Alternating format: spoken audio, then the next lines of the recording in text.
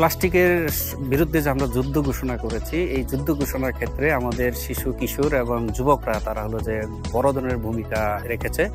মূলত তারা হলো যে দোকানে জমিয়ে রাখা, বাড়িতে জমিয়ে রাখা প্লাস্টিকগুলো তারা এক জায়গায় সংগ্রহ করে পরবর্তী তারা এটা আমাদেরকে হলো যে দিয়ে দেয়। এতে করে হলো যে তারা নিজেরা পরিবেশ সম্পর্কে তারা বুঝতে পারতেছে, পরিবেশ রক্ষার জন্য তাদের যে দায়িত্ব কর্তব্য সেটাও তারা অনুধাবন করার চেষ্টা করতেছে এবং নিজেকে তৈরি করছে যাতে ভবিষ্যতে তারা তাদের এলাকাকে সুরক্ষিত রাখতে পারে, সুন্দর পরিবেশ বজায় রাখতে পারে।